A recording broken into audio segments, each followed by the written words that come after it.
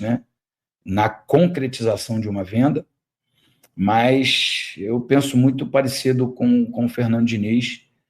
Se o Rayan tiver um pouquinho de paciência, é bem possível que na metade do ano ele seja vendido por um valor maior, por um time mais competitivo, né? Nem estou aqui querendo diminuir o time que está querendo comprá-lo, mas essa possibilidade da venda ser maior e vir um time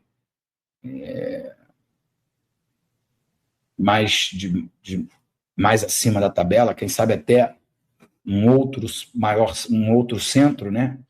Um time da Espanha, um time da Itália, ou um time melhor, mais bem colocado na tabela do que o time que quer contratar. Eu estou aqui querendo falar, mas estou com medo de falar errado, porque todo mundo sabe que eu tenho dificuldade aí com a língua inglesa, né?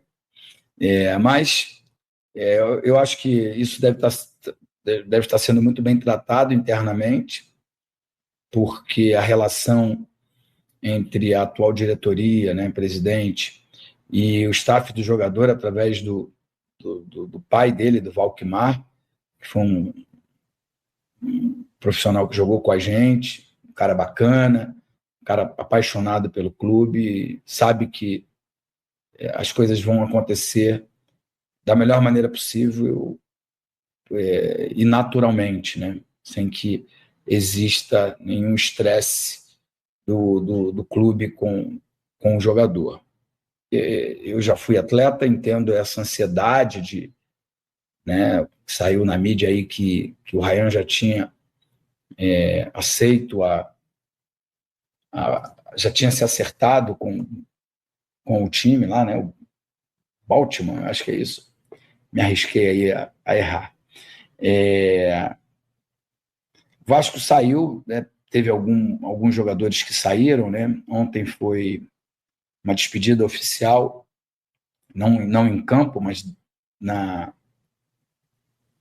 lá dentro do estádio, né? Em campo sim, mas não com a camisa do Vasco, uma despedida oficial do Pablo Verratti, que eu acho que prestou excelentes serviços ao Clube de Regatas Vasco da Gama, recebeu uma proposta melhor, né? Melhor que eu digo em termos profissionais, né? 3 anos de contrato, talvez lá no Cerro Porteño ele seja titular absoluto, coisa que não estava acontecendo no Vasco, né? Porque o Fernando Diniz opta por ter um time mais leve, um time com mais mobilidade, e com isso também o futebol do Rayan cresceu.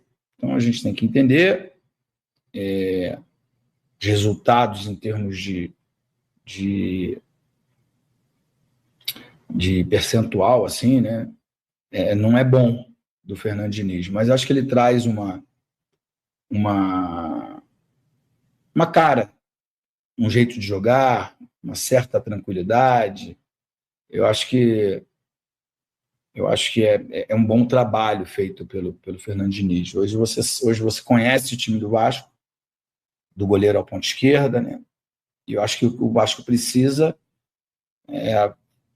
ou promover jogadores da base, que eu sempre acho que é o melhor caminho, ou fazer contratações pontuais para que você melhore o seu time, né? Talvez o Vasco tenha uma certa dificuldade ali na armação do time. O Felipe Coutinho oscila muito, né? Não é porque ele fez um belíssimo gol contra o Maricá que eu vou achar que essa temporada ele vai arrebentar e vai ser o craque do Vasco, né, durante toda a temporada. Eu acho que não. Acho que ele tem tido muita dificuldade de desenvolver o seu melhor futebol, tem tocado muito de lado, enfim. Então, se eu estivesse lá e pudesse dar a minha opinião, eu ia dizer que o Vasco, né, não perdendo o Rayan, é claro, precisaria de um camisa 10, um cara que faz gol, que chama a responsabilidade na hora que precisa e que carrega o time. O Felipe Coutinho um dia já fez isso, tem status de ídolo, de craque, e eu respeito muito o salário também, mas ele não tem feito isso na prática. Como eu acho que o Vasco precisa melhorar o seu time, né? Eu acho que a prioridade seria trazer um camisa 10, né? Um jogador assim, tipo Matheus Pereira, tipo Arrascaeta, enfim, tipo Paquetá, Gerson.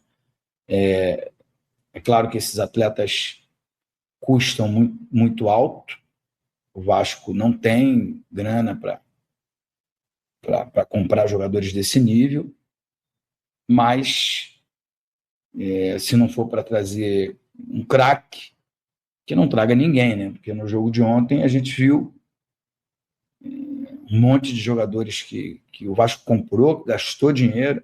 É só fazer uma conta rápida. Você gasta 3 com um, 5 com outro, 6 com outro, 4 com outro.